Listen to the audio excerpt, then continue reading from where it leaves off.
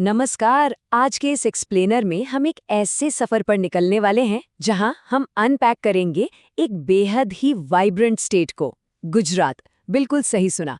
ऐतिहासिक धरोहरों से लेकर आध्यात्मिक शांति और हैरान कर देने वाले आधुनिक चमत्कारों से भरा हुआ गुजरात। ये सफर रंगों, संस्कृति और कमाल के विरोधाभासों का एक खजाना है। तो चलिए बिना किसी देरी के इस रोमांचक यात्रा की शुरुआत करते हैं। चलिए जल्दी से देखते हैं कि आज के हमारे इस रोड मैप के मुख्य पड़ाव क्या-क्या होने वाले हैं। हम इसे 4 हिस्सों में बांटेंगे। पहला, यूनेस्को धरोहरें। दूसरा, पवित्र स्थल और आध्यात्मिक मार्ग। तीसरा, वन्यजीव सफारी और प्राकृतिक पलायन। और चौथा, आधुनिक चमत्कार और जीवंत त्योहार। तो शुरू करते हैं हमारा पहला section, the UNESCO heritage wonders, यानी अपने प्राचीन अतीत की खोज। अब जरा स्क्रीन पर दिख रही इस टाइमलाइन पर ध्यान दीजिए। ये सच में हैरान करने वाली है। हम बात कर रहे हैं धोलावीरा की, जहां लगभग 1500 वर्षों तक हड़प्पा सभ्यता की बस्तियां आबाद रहीं और जो अपने शानदार वाटर मैनेजमेंट सिस्टम के लिए जाना जाता है। वहां से थोड़ा आगे बढ़ें तो 16वीं शताब्दी का चंपानेर पावागढ़ आता है, जिसके खंडर 1329 हेक्टेयर में फैले हुए हैं। और फिर सीधे आते हैं 2017 में, जब 600 साल पुरानी विरासत को आज भी संजोने वाले पुराने अहमदाबाद को आधिकारिक तौर पर भारत का पहला विश्व धरोहर शहर घोषित किया गया। सोचिए, इतिहास आज भी यहाँ कैसे सांस ले रहा है। और यही तो सबसे दिलचस्प बात है। यहाँ प्राचीन और आधुनिक दुनिया के बीच एक गजब का कॉन्ट्रास्ट देखने को मिलता है। एक तरफ साबरमती नदी के तट पर लोथल के खंडर हैं, जहाँ के म्यूजियम में 800 से ज्यादा खोजी गई कलाकृतियां और मन के बनाने के अवशेष हैं, जो सदियों पुरानी शिल्प कौशल को दिखाते हैं। वहीं दूसरी तरफ नर्मदा नदी पर बना विशाल सरदार सरोवर बांध और स्टैच्यू ऑफ यूनिटी जैसी मॉडर्न इंजीनियरिंग। प्राचीन बुद्धिमत्ता और आधुनिक तकनीक का ये बैलेंस वाकई कमाल है। चलिए अब आगे बढ़ते हैं हमारे दूसरे सेक्शन की तरफ, secret sites and spiritual trails, जहां हम यहाँ की टाइमलेस यानी कालातीत परंपराओं को करीब से जानेंगे। अहमदाबाद नगर निगम का ये कोट ध्यान से सुनिए, impel into the city's heart to understand its foundations. ये बिल्कुल सटीक बैठता है, क्योंकि अगर इस शहर को सही मायनों में समझना है तो सिर्फ दूर से इमारतें देखना काफी नहीं है।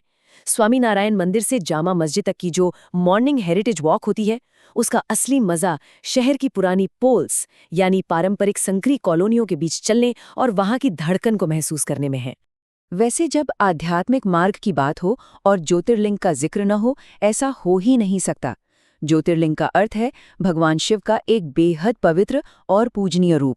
और क्या आपको पता था कि पूरे भारत के 12 पवित्र तीर्थों में से 2, सोमनाथ और नागेश्वर, अकेले गुजरात में ही हैं। और इनके साथ ही जुड़ता है द्वारका, जो भगवान कृष्ण का 2500 साल पुराना राज्य माना जाता है।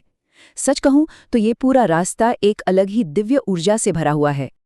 तो अब सवाल आता है कि इस तीर्थ यात्रा को प्लान कैसे करें। ये रही एक बेहद ही प्रैक्टिकल 3 डे इटिनररी, सोमनाथ से द्वारका तक की। पहले दिन आराम से सोमनाथ मंदिर और त्रिवेणी संगम एक्सप्लोर कीजिए।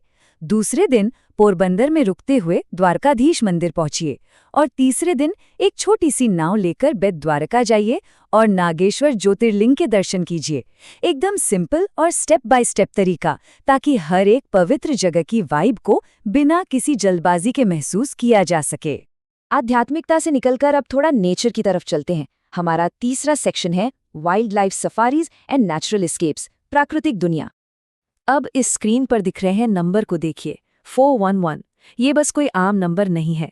साल 2010 में गिर राष्ट्रीय उद्यान में गिने गए एशियाई शेरों की ये ऑफिशियल गिनती थी। ये फैक्ट अपने आप में रोंगटे खड़े कर देने वाला है कि पूरी दुनिया में गिर ही अकेली ऐसी जगह है जहां ये राजसी शेर जंगल में बिल्कुल आजाद घूमते हैं, और वो भी करीब 2375 दूसरी वन्यजीव प्रजातियों के बीच। ये सिर्फ एक जंगल नहीं, बल्कि एक बहुत ही जटिल इकोसिस्टम है। और अगर गिर जाने का प्लान बन रहा है तो इन टाइमिंग्स को ध्यान में रखना बेहद जरूरी है। मौसम के हिसाब से सफारी का समय पूरी तरह बदल जाता है। जैसे गर्मियों की शुरुआत में सुबह 6 बजे का टाइम बेस्ट होता है, क्योंकि शेर पानी पीने के लिए जल स्रोतों के पास आते हैं। वहीं सर्दियों में ये शिफ्ट 6:30 बजे शुरू होती है। मौसम के हिसाब से सफारी को प्लान करना एक स्मार्ट चॉइस है, ताकि लायन स्पॉटिंग के चांसेस मैक्सिमम हो सके। एक और ज़रूरी बात, वहाँ लास्ट मिनट जाने पर जिप्सी मिलना लगभग नामुमकिन है, क्योंकि फॉरेस्ट डिपार्टमेंट वाहनों की एंट्री को लेकर काफ़ी सख्त है। इसीलिए बुकिंग के लिए इन 4 स्टेप्स को फॉलो करना बेहतर है। पहला, कम से कम 30 से 60 दिन पहले ऑफिशियल पोर्टल पर जाइए। दूसरा, अपनी डेट और शिफ्ट चुनिए। तीसरा, अपने सही गवर्नमेंट आईडी डिटेल्स एंटर कीजिए। और चौथा, ऑनलाइन पेमेंट करके अपना कंफर्मेशन वाउचर ले लीजिए। बस सब एकदम सेट। गिर के सूखे जंगलों से निकलकर अगर कुछ एकदम अलग देखने का मन है तो सापुतारा बिल्कुल परफेक्ट है। सह्याद्री पर्वतमाला में लगभग 1000 मीटर की ऊंचाई पर बसा ये गुजरात का एकमात्र हिल स्टेशन है। हरे भरे परिदृश्य वाली इस जगह को सांपों का निवास भी कहा जाता है। ये साफ दिखाता है कि एक ही राज्य में कितने अलग अलग और खूबसूरत भौगोलिक कंट्रास्ट मौजूद हैं।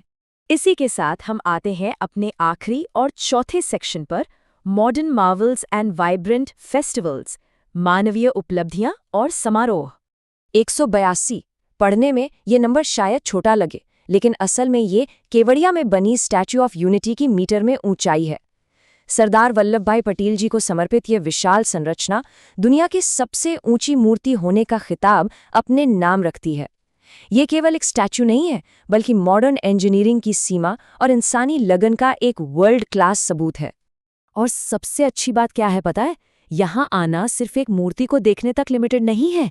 सीने के स्तर पर बनी व्यूइंग गैलरी, रंग बिरंगी फूलों की घाटी, गाइडेड जंगल सफारी, शाम का शानदार लेजर लाइट और साउंड शो और वहाँ का विस्तृत म्यूजियम, यानी ये पूरे दिन का एक एक्शन पैक्ड एक्सपीरियंस है जो इतिहास, प्रकृति और आधुनिक मनोरंजन को एक साथ जोड़ देता है। अब इस टेबल पर गौर करते हैं जो एक बहुत ही खास डिटेल दे रही है।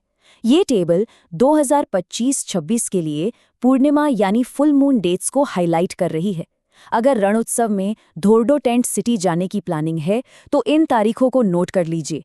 नवंबर से लेकर मार्च तक इन्हीं पूर्णिमा की रातों में कच्छ का ये सफ़ेद रेगिस्तान चांदनी के नीचे सच में चमक उठता है। सही समय पर वहां होने से वो जादुई अनुभव कई गुना बढ़ जाता है। तो आज के इस एक्सप्लेनर को खत्म करते हुए जरा पीछे मुड़कर उन सारे रास्तों पर गौर कीजिए जो हमने अभी अभी देखे। प्राचीन यूनेस्को साइट से लेकर गिर के शेरों की दहाड़ तक, और पवित्र मंदिरों की शांति से लेकर दुनिया की सबसे ऊंची आधुनिक मूर्ति तक, ये विविधता वाकई हैरान करने वाली है। अब सवाल ये है कि एक यात्री के तौर पर सबसे पहले कौन सा रास्ता एक्सप्लोर करना सबसे ज्यादा रोमांचक लगेगा? विरासत, आध्यात्मिकता, वन्यजीव या फिर आधुनिक चमत्कार? इसी दिलचस्प विचार के साथ आज का ये सफर यहीं रोकते हैं। जुड़ने के लिए धन्यवाद।